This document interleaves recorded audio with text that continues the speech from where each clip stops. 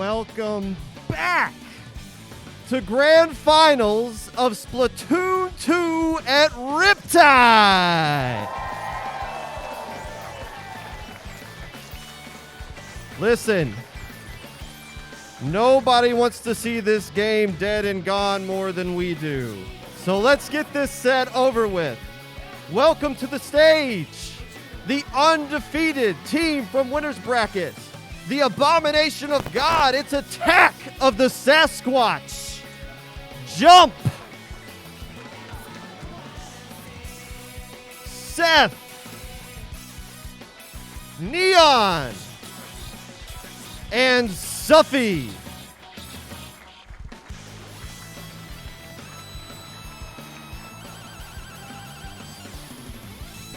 And now, the challenger from the loser's bracket, who is currently burning the sky red in Sandusky, Ohio as we speak. Give it up for Red Sun.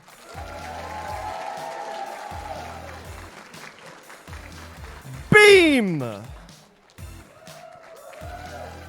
Admir. Nice. Oh. And Dan the man. Squids and octolings of all ages, I present to you the funeral of Splatoon 2.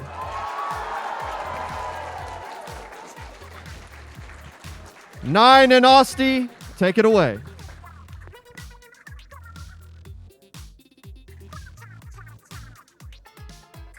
What's good, everyone? Saw that opening right there. Got our teams coming up for grand finals. Attack of the Sasquatch facing off against Red Sun. 9, it is the final finale of the set. We have gathered here today to say goodbye to Splatoon 2 after a couple thousand hours, at least a few thousand hours, maybe even 10,000 hours, depending how long you've been here. 5 years, and it's come down to this final set. Assault of the Sasquatch, Popgun put it perfectly, undefeated. They have stormed their way through this bracket. And on the other side, Red Sun, Game 5, Game 5, Game 5. And when they needed to hit their stride, 3-0 in losers finals. All the momentum versus the unchallengeable on the throne. And you know they want to keep that going, right? Not only do they have to win 3 games right here, they got to win an additional 3 games on top of that for that bracket reset, because they're the ones coming from the loser side, the challenger side. So there's a lot to eat at the table here, but it's going to be up to them to try to take as much food as they can from Assault of the Sasquatch. Can they pull this off, or is this just going to be a quick 3-0 and a handshake? We'll have to wait and see. The predictions you can see at the bottom of the screen, 52%, 48%. The crowd is split between picking their favorites and trying to get the easy money. Red Sun, thumbs up, waving on the other side. Assaults at the Sasquatch, all stoic and calm as it is. You can see at the top of the screen, Splat Zone's Piranha Pit that we just saw, and then a whole host of counter picks, Austy. Yeah, tons of counter picks to come out. So whenever the team loses one of those games, you're going to be able to pick the map and the game mode right afterwards. But interesting game 1, right? Piranha Pit with Splat Zones. I mean, again, we've been seeing this a lot today. Kind of an uncommon pick, but just being able to have both those zones on top of it. 2 different zones to fight over, as well as the Piranha Pits and the treadmills being able to kind of be on the map to be able to, control where the player is going to go. Just a kind of weird pick for game number 1. It's going to be an interesting pick, and it's going to tell us a lot about how these two teams will interact. Because remember, the last time we saw Red Sun on this, they faced everything in the kitchen sink and held firm with their tried and true. They're going to be facing an entirely different beast here on Assaults of the Sasquatch. And most notably, you're going to see Sufi, who has been just an incredibly strong player all throughout this tournament on a variety of different weapons. What weapon will they pick? That's going to determine a lot as this goes through. We'll of course talk more about these players, because everybody, we don't have to wait any longer. Grand finals, this is it, everybody. It's not going to happen once again. You only get one final tournament of your game. That might not actually be true, but we'll pretend it is. Splat Zone's Piranha Pit here in grand finals. It's time, 9. Let's get it. Teams are coming up to the gate, going to go towards the center of the stage. Game 1, it begins. And we are going to see the foil squeezer coming out of Suffy there, moving over immediately to try to attack. Look at this, aggressively moving up, pairing up with Seth there. They are attacking and fighting. Abir in a great position. They might have just automatically given up mid there. Yeah, hold on. This is a very aggro opening, and there may be punishment coming up if nobody goes down to this Stingray. Yeah, literally going out with just trying to like start off with a bang, try to like show who is in control. That's definitely something they want to be able to try to get going here. So the Sasquatch coming up, going to be able to control both those zones right there at the beginning. 2 specials ready to go on Red Sun's side. So once they get their 4th respawn in, going to start sending over the Sun missiles just as like an approach for an aggressive option. Let's see how they're going to do. Here comes the Booyah Bomb, and the Booyah's on top of it. And now here we go. Going to be able to go for that aggression, try to get that pick. There's one. Immediately look at that, the Stingray going into attack, and right now a remarkable job of tossing away these major attacks so far. The 52 gals gonna dance for us here as they so often do. That's gonna turn into a very quick 1v3, and now hold on a minute, a very dangerous engagement there, and Suffy's able to close it out here with this squeezer. So far it's been the Jet Squelcher that's been keeping this thing pinned down, but you cannot keep him down for that long. Moving up immediately, and look at this, no fear, Austy. Literally just going back and forth, forcing them to have to retreat on top of that fantastic picks for Assault of the Sasquatch. They're going to be able to take this first zone. 50 points remaining, and they're going to keep on trucking here. Throwing out the Stingray, getting another pick on top of that test right there in the right position. We're going to shoot both the left side and the right side. Just trying to feel out where the opponents are going to be located. Well, this is a really, really wide map, so they could be anywhere right now. They're throwing that Booyah Bomb just to try to get a little bit of zone here. Well, look at this now, the bubbles coming in. Dan's going to try to desperately attack on the bottom side of the screen. Meanwhile, the fight being taken away way far away from zone. So if you can, they close it out. They do, falling and even escaping. Now there's still a threat there on that side. Now I'm going to shoot that way, paint the zone. The N-Zap is back, Seth is back, and they still have not gotten rid of Suffy at the top of the screen. And look at this. One set of missiles ain't going to do a whole lot. There's a desperate play, but can they hold? I can't believe it's even gone on this long. I thought it was about to end. 3, 2, 1. And how's that for your game 1? You think they were ready, Austy? I think they were absolutely ready. Like, they were ready before this game even started, bro. It's still to the Sasquatch getting that first game win with a 100-0 knockout. They didn't even get a chance to take the zone away from them. Well, and it's always so refreshing when you see a team at the very beginning say, hey, we're going to pair our 2 attackers up and go with you, and we have a Stingray that's going to follow up there to make that whole job easier. It doesn't go according to plan, so then they just do it again. And they keep doing it, and they're banking that they're going to hit their shots when those fights occur. Yeah, literally just playing defense the entire time. Literally just doing it. Look at all these stats, bro. Look at those KOs. In that fast of a game, already getting 8 splats. Are you kidding me? I mean, 6 deaths too. Hey, listen, when you're busy, you know what's going on there. And, you know, the time that they held the zone there, you don't often see the number to be that low, but that's what happens in a 100-0 game. And, of course, that was the map that was considered the neutral in this scenario. We'll move to counter picks now. But when you run a double missile comp on a map like that, you're going to get people to move around, yes, but it's also not like the missiles are going to go at the zone like they would on most other maps where you could simply set 2 sets of missiles on the zone. You move people and paint over the zone as a result. And you saw that even when they got missiles, it was usually only targeting one player. They were spread out. They had their own long-range specials as well. And whenever push came to shove, they were able to hit the shots and win their fights. Yeah, and that's exactly what came out at the end of the day, right? Just being able to hold on to that zone, winning the fights, winning their 1v1s, and just keeping the enemy opponents from being able to just get back on there. Red Sun just kind of struggled to win their fights in general. Just couldn't find those picks that were just going to be able to give them any sort of time. They only even hold the zone for 17 seconds, so like it wasn't even that long. And they didn't get much out of it either. Yeah, and I mean, we said in that last set, the big difference was that long extended firefight that had happened in that tower control game against No My Pods. You're not going to get that same sort of scenario here up against the members of Assault of the Sasquatch. They have been known for their gunplay for many, many years, some of them playing and competing and being strong. Even back in the Splatoon 1 days, we didn't quite have the global specials back then. You were only as good as your gunplay, and they are certainly proving that that's the case even today. And now we got the counter picks coming out from Red Sun. Looks like we're going to be taking over a trip over to Ink Art Academy with tower control. Saw a lot of this map as well in the previous couple of sets, normally on splat zones, but tower control, a different type of story, right? Like the checkpoints being in these like completely wide open areas where you're just completely exposed at all times around that tower. Not many walls to hide behind. Yeah, and at this point, pretty much every map and mode we're going to be showing you are ones that you've probably seen 100,000 times as it is. So again, we know the basis here. You get control of mid, you force everybody back out, you get past the first checkpoint, and you decide how you want to attack on the opponent's plat. You can arrange it a number of different ways. You can put certain people there. You try to push up as far as you can so that if they do have some sort of Hail Mary special, they can't follow up on top of it to slow you down. You survive, you've got a lot of room to move. It's why people like tower control on Art Academy. It truly plays to the strength strengths of the mode. And I feel like every time that we watch Splatoon together, Nine, you're always harping on controlling mid and how important that is. It doesn't even matter what the game mode is. Just controlling mid gives you so much mobility, correct? Well, it's certainly the part of the map that you can then turf over the most to build your specials, and I think that there is a difference between partial control of mid and true control of mid, because with true control of mid, you can't get flanked, there's no threat, and it's going to make your push last that much longer. Yeah, so here we go, starting off game number 2, Inkblot Academy. We got Red Sun with the counter pick coming back out here. The weapons are picked, and we're going to start going towards center stage. Again, you're probably not going to jump on the tower right away. Going to probably try to find a little bit of special building before you try to engage in a battle. You're going to notice the junior over there staying in the back line, try to give some armor towards their teammates.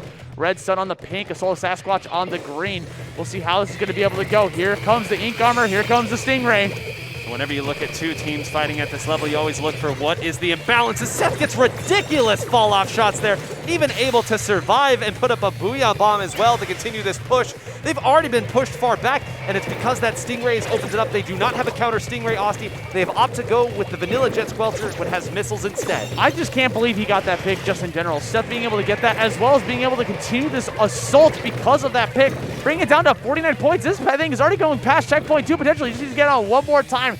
But good defense from Red Sun, going to be able to try to push that back. But unfortunately, the Booyah Bomb putting them between a rock and a hard place. Going to have to fall down from that one. Yeah, and you know, any extra credit that you can get will slow down the opponent that much more. Not able to get through the checkpoint, only 1 second away from doing it. Red Sun very fortunate that is the case. How are they going to opt to fight here? You don't have the range advantage here, but you do have a 1v2. Beam going to jump out as well, just barely surviving that fight. All the while, though, the fight's still occurring in mid. Admir going to have to jump back there. Seth still omnipresent on the bottom half of the screen with this Kensa 52 gal. They're going to have to do something about that if they want mid, but right now it has been all assaults of the Sasquatch thus far. Yeah, now you're going to see Neon trying to make this a little bit of a push, but recognizing that it's going to be a 4v4 fight, so don't want to push it too far yet until he gets some control, get some specials going. Here comes the Booyah Bomb from the Sultan Sasquatch. Going to be able to throw some green ink down the floor. Honestly, just as a way to kind of push people back, finding himself in a rock in a hard place, gets caught by the bomb. Hold on a second. This could be a moment for Red Sun to make a push. And you saw that they were trying to wait until Seth came around on the flank there to move up with the Booyah Bomb, but the members of Red Sun, once again, as we've said, not cracking under that pressure, very correctly diagnosing where the attack was going to come from and where they could get ahead of it to make sure that the snowball did not start rolling. They're winning these fights and they're getting the splats, but the tower's not really moving whatsoever. I feel like they're having struggling just trying to find that they just want to make sure that they have all of the ink on the floor, all on the base. But again, all these splats coming from Sultan Sasquatch, the tower's still just staying put. Oh my goodness, Sufi! No! Sufi! Chill! Sufi on a rampage, gets a double, a triple on top of that? You're real? Are you for real right now? Sultan Sasquatch going ham! 4, count them 4, and that entire time we thought finally, okay, they've got a little bit of control in mid, but there was still one up, scrambling, fighting, and skirmishing about, and now all 4 specials are going to be used on the push because of the incredible individual effort. Up we move, the attack is coming up, that's another one, incredible fall off. Seth goes down early on, but the threat's still there. Gunplay once again gonna go in favor of Sufi, moving up again, fighting again. Are you kidding? This game is gonna end almost single-handedly because of this last minute of play from this one foil squeezer. They just wanted to get away from them, folks. He just tried to run away on the ramp and they just kept chasing them down. His Sultan Sasquatch being practically carried by Sufi's just amazing aggressive play. And I can't wait to look at these splat counts, Nine. I mean, it's unbelievable the way that it started to snowball from there. It's tower control, yes, we know we've seen it, but often it's usually coordinated specials or things like that. You can see 9 up there at the very, very top. Incredible work, and all of them coming seemingly on that one push. And, you know, this is the player we highlighted in the last game as MVP, and I think you might see it this game too, because I mean, this is what it looks like when you can hit your shots. And the game is about engagements. The game is about working around your opponent, interacting, adapting. But at some point, you have to execute. You have to be able to hit your shots to make your plans go through.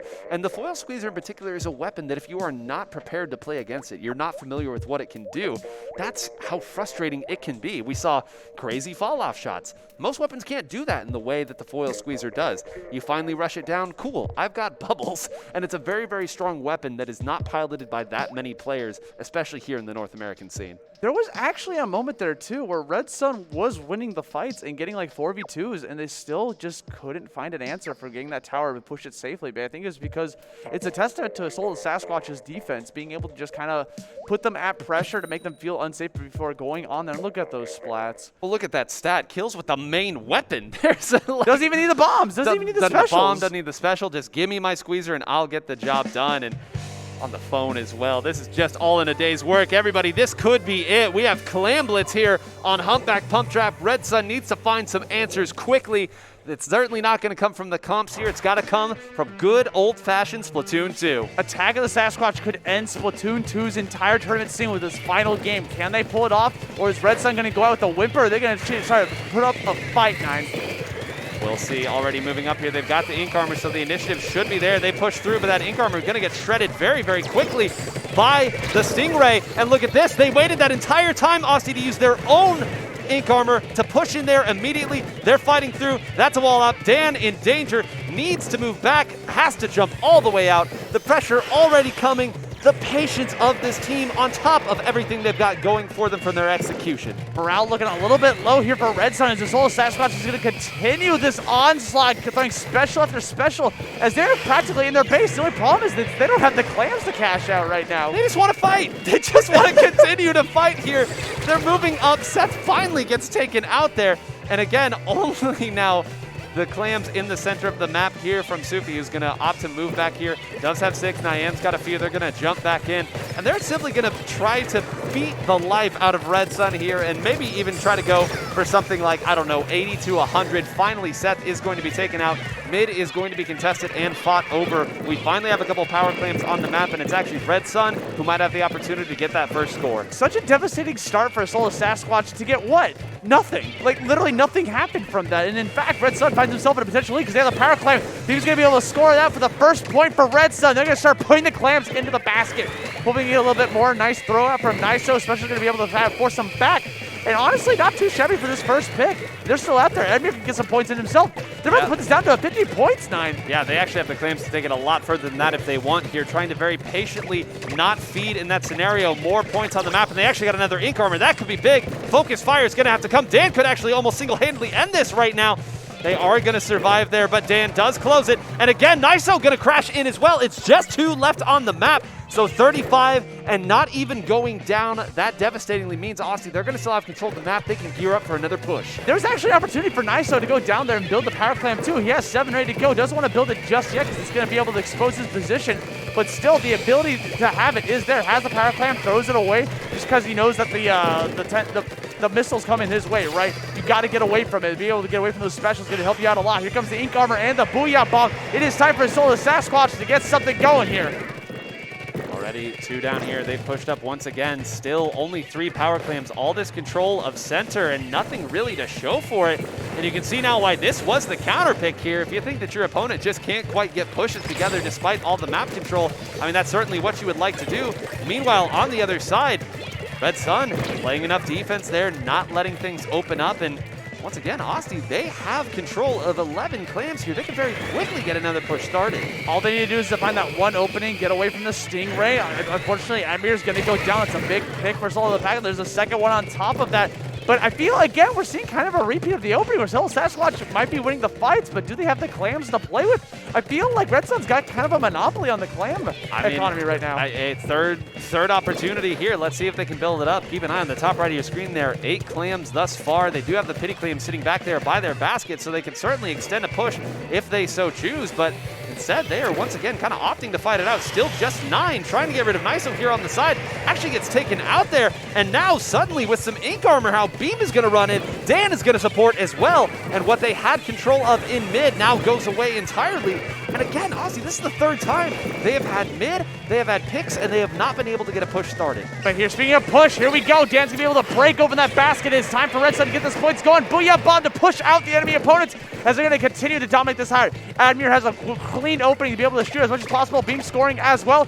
There goes, they get rid of the penalty points and some additional points on top of that. Nice. So throwing it from downtown. 3-pointers coming out. 26 points remaining on top of that. And another fantastic push coming up from Red Sun. They're going to hold on to this lead with 45 seconds left on the clock. And worth noting here, I don't think they grabbed the pity clam in time, which means that they will not get the free pity clam either. So that's potentially 20 more points they've given up. And now suddenly the fight's starting to shift over as well. They've given Red Sun enough time to catch their breath and figure out how they want to take these engagements. And more than anything, get confident in the way that it's gone. With just over 20 seconds left, they're exchanging and tossing power clams around, but they're going to need 4 of them if they want to get back in this game. Okay, this could be potentially the first opening for Soul Sasquatch to take. I don't know if they're going to be able to get down to 26 points. We'll have to wait and see. Tess is just trying to get in there little by little, but he's completely exposed. He's going to go down. There goes the power clam on top of that. 8 seconds left to go. It's probably going to go into overtime. Seth's going to be able to pick it up, throw it into the hoop, score it in, but honestly, they only got 1 person up. They're not going to be able to get any points out of this, and it is starting to tick down. I believe Red Sun's got this map. Yeah, absolutely. And if you wanted to see the wealth of experience on this map and how comfortable you feel on this mode in particular, Red Sun, I'm not even certain that they really are entirely sure what happened there. They got the win, but the way that half of that game went, I mean, Assault of the Sasquatch was in control of the map for a good duration of it. But again, if you can't very quickly build up your clams in time to build the power clam, to move forward and then score off of that, I mean, that's just inexperience on the mode or discomfort on it, one of the two. It felt like they kind of forgot what the objective was. They saw enemies and they're like, yo, let's win this fight, let's get it. And they did, and they had control of mid, but they just weren't collecting the clams on top of that at the beginning. Near the end, I think there was a time where they were kind of looking for clams, but Red Sun had so many of them that they couldn't find enough to make that power clam, and if they ever did and try to like throw them against each other to build it, they just kept getting splatted down. So Red Sun, complete domination right there. As we're going to go into our next map here, we're going to figure out what the counter pick is going to be from Attack of the Sasquatch.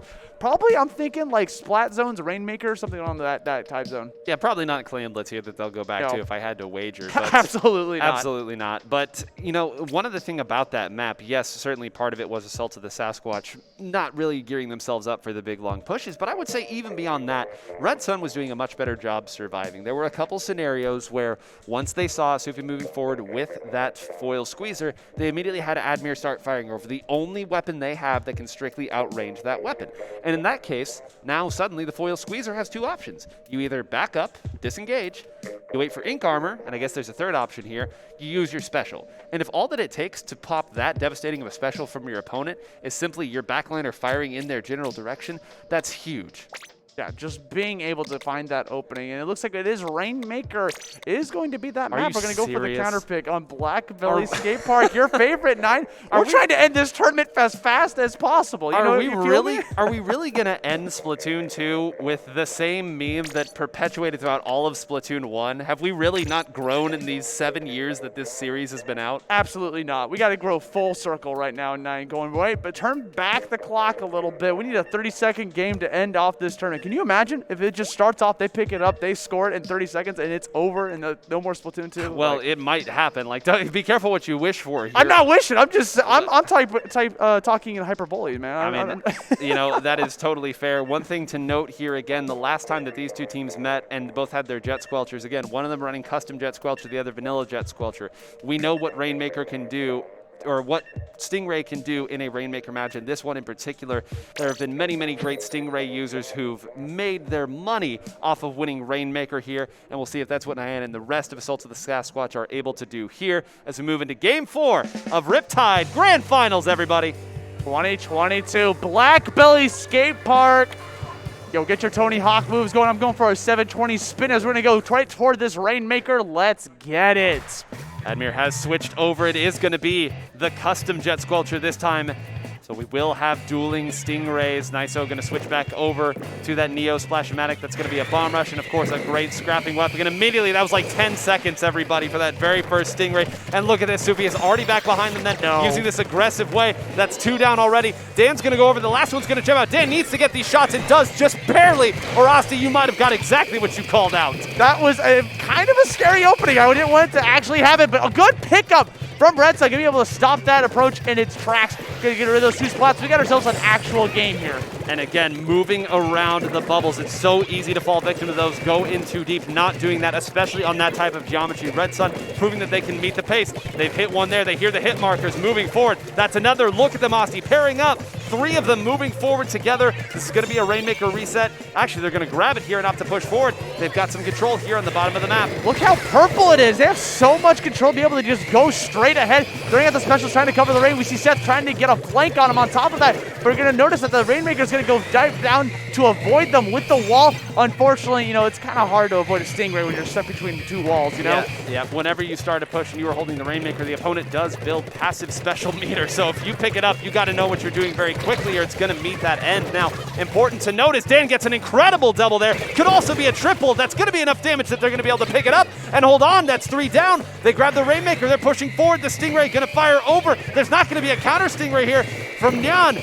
And here we go. Can they hold on long enough? Nyan's jumping back. They're going to be very, very close to it. They will lose the lead. 58, not a lot, but it's something so far. Yeah, that's something to be said about being able to push it over to 58 points. And they're still kind of next to the Rainmaker, still trying to put up a fight. Going to back up a little bit as this 10 missiles going to come their way, force them to move around and try to get away from those specials. Those kind of exposing where the position is. And it looks like that Rainmaker is going to go for a reset back to the center of the stage. And right now, that's in favor of Red Sun. Yeah, great job there. And I want to again highlight Dan, who has come alive in this game. Currently sitting at 7-0, and on the other side too, they've actually got another push coming in here now, as once again it's Supi who has 5 KA for themselves. And now here it is, the first opportunity to get a push. They could probably take the lead here, but they want a more sustained push. And look at the top of the screen, Austy. They're going for the big flank. It's called out almost immediately. The Booyah Bomb being thrown. Nobody is down yet. The bubble's going down here, trying desperately to find this pick on the beam. Meanwhile, Seth is moving up. One is taken down. That's the lead the other way. But I would call that, again, a great defense from Red Sun. So much could have gone wrong there,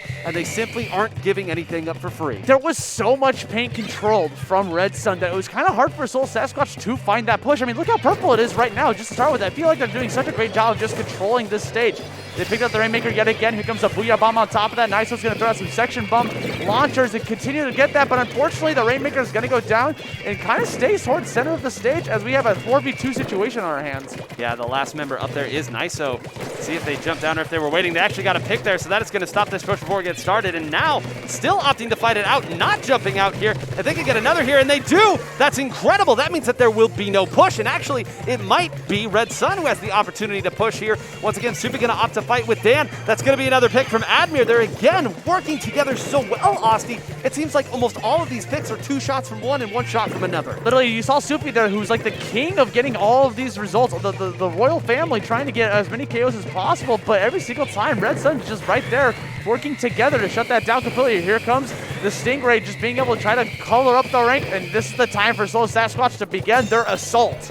NineWhole going down. That's going to be 4 down here, and keep an eye on the top of the screen. 50 points there. There's still a lot that needs to go for this Stingray, meaning that this could be a sustained push. Once again, Sufi moving up. Seth has moved up. They have all that they need to make this push deep. 25, that's a little bit more sustained. There might have been some more meat on the bone. Seth is going to go down. Nyan now getting chased. Needs to watch out here. Suddenly, you really have to start looking at this Stingray as one of their best defensive options as we go down to just 50 seconds left in the game. Time is starting to run out here. Red Sun's got to make a push if they want to try to stay alive in this bracket. They still have way more games to play out here. Is it going to end right now, or are they going to have this one final push? It's up to them to try to find this pick. Good positioning here from Sufi, just being able to shoot from a very high on place. Has special meter ready to go. Here comes a Stingray. They're going to pick up that Rainmaker because they're kind of forced to at this point. And NineWhole is going to be able to pave the way. That's 1 down. This is going to look really bad for them. Gets out rid of Sufi. That's huge. This could be really big. They got a lot of purple. 10 missiles coming the way. Going to force Beam to have to rotate backwards. Here comes Tess. They're looking for the Splat 9. This is it. If they get splatted here, it's going to be very difficult for them to actually pick up the Rainmaker and pop that again. Keep an eye throughout all of this. The Stingray has been there. Nyan wisely did not pull the trigger. 5, 4, 3, 2, 1. Y'all know the hiss that's about to come out here. Let's listen to it. Will Ray end the game? Ending the entire tournament with a Stingray. Your Riptide 2022 champions, Attack of the Sasquatch. Give it up, everybody. The final Splatoon tournament, and they're going to take it with a 3-1 victory over Red Sun. Congratulations to Soul Sasquatch, putting up one heck of a fight, Nine. And I mean, you know, it's so fitting here as we all turn the page to the next chapter in Splatoon's history. Guys, it ended with Stingray. It ended with Stingray. It ended with Stingray. It was anybody surprised? I heard lots of cheers and elation as Stingray did what it has done throughout the entirety of this game's lifespan. But everybody, please give it up for your second place team, Red Sun, the run of their lifetimes to make it this far. an emphatic showing in losers finals, and some incredibly high-level play here in Grands. A team that has cut their teeth and worked together and done it the right way for so long, coming up through the pipeline. They have to be feeling elated with the way that they'd played. And, of course, your champions, Assault of the Sasquatch. A round of applause for them as they do what they were supposed to do when they came here. They continue to prove main weapons can do it just as well as your specials. And that's honestly, what a fitting way to end the tournament, just with the Stingray, with the main weapons, having those shooters ready to go. Red Sun, they may have gotten second place, may not be of the win they wanted to go for, but they should be really proud of how far they came here in the bracket, climbing all the way to second place, having the losers run of their life to climb all the way back here, taking a game on Clamville. It's away from the winners too on top of that. So, they put up quite a show for us. It might not have been a bracket reset or anything, but at least they put a point on the board. And whenever you have a set like that where there's so many of those little individual moments that could flip one way, it shows that the teams are of similar quality, of similar caliber, of similar class. And for Red Sun, a team that, again, has built themselves up, stuck together, and worked through, to be able to reach these heights here, it again shows how impressive it is and really shows the merits of playing to the meta, letting your teammates work together in that. We said that the way that they were pairing up, when one person continually got 2 shots, one person got the other 2 shots to clean it up. Again, an incredibly high level of play here in Splatoon 2, and this is what it looks like at the end. The end, man. God. That's what it is. That's the end of a chapter. It's over, 9. Splatoon 2's done. How do you feel about that? I mean, it's this game's meant a lot to so many people. It's changed from what we were at the start of Splatoon 1 to being a true force of a community. People have grown up in this game. I always say the people that I commentated at the end of Splatoon 1 are now graduating college and getting jobs. People are getting married. People are having kids. And, it's going to – I can't wait to see what the future holds in Splatoon 3. But, this is this is emotional, y'all. It really is. I know we're all excited about the hype of Splatoon 3, but don't forget the memories and the legends that were made in this game. Don't forget how we got here. Don't forget the legends of the tournaments and all of these things that will continue to grow and expand into Splatoon 3, because it's the same people and a lot of old heads coming back too. We're all excited right now, but as much as you may have hated Ink Armor, Tenna Missiles, and Stingray, well, one of them's back, so deal with that. But also, remember all the good times that we had here, all the many memories that we made. And, man, Splatoon 2, love you. Thank you for all that you've done for me and for all the people in this scene who have grown up with you. And, being someone as myself who got into the scene rather late, 2020 was when I got in. Dude, the Splatoon community has been insanely welcoming. I've never seen such a passionate and happy and welcoming community in my days. And coming here and just seeing people in person. You have those names to their heads when you go. You talk to them online on Discord. And when you actually see them in person, LANs are something truly special, 9. And I can't wait to see the future of those LANs as we move on to a next chapter of Splat 3. A lot of things I want to say, and I could certainly take up this mic for the duration of it. But are we? Production is telling us that there's an awards ceremony here, so we'll pass it over to our champions here. And until next time, everybody, stay fresh.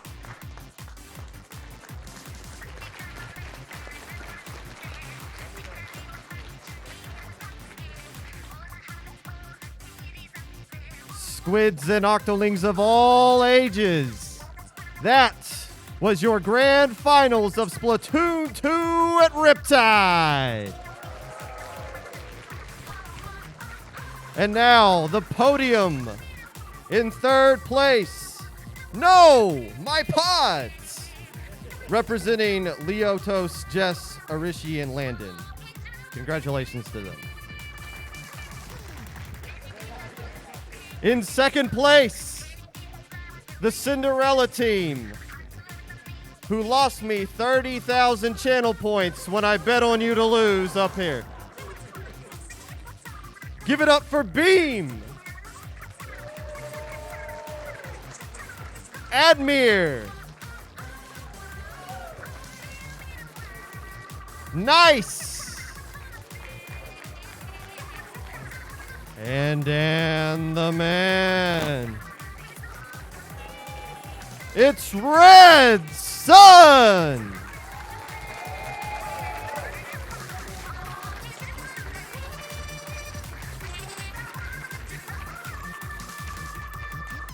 And now, your tournament champions and winner for the stupidest team name in this tournament.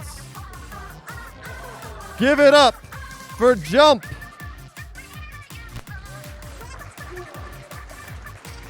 the one they played. Suffy. Neon. And Seth. The last time I'll ever say this phrase, it's Attack of the Sasquatch. Assault. Squids and octolings of all ages, we thank you for being here, for watching on chat. We have several people we want to give a quick shout out to, and then you all got to go back to work on Monday. First off, a big shout out to Riptide for providing us with this entire event. Level 1 for providing a lot of the production equipment. Gaming Generations for a lot of the equipment that you guys were playing on this entire weekend. All the volunteers, too many to name out. All the commentators, again, too many to name out. The players, the spectators, the idiots in chat, we thank you all for being a part of this as well. Also, a special shout out to Emily, who helped cart some people around on Friday, I think, for an 11 o'clock run to get some power cables. So thank you, Emily.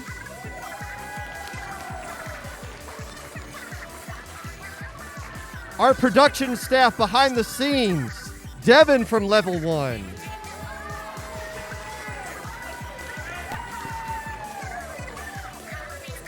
Toasty from Rolling Squids.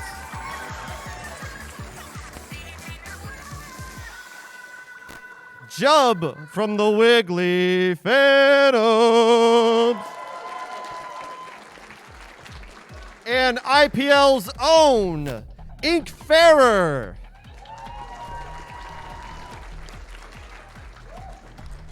And Vincent.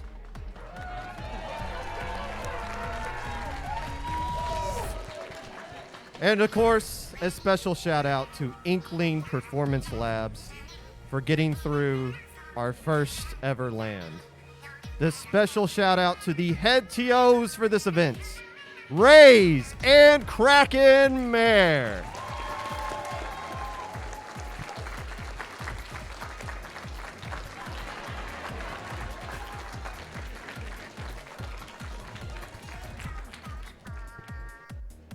Go home.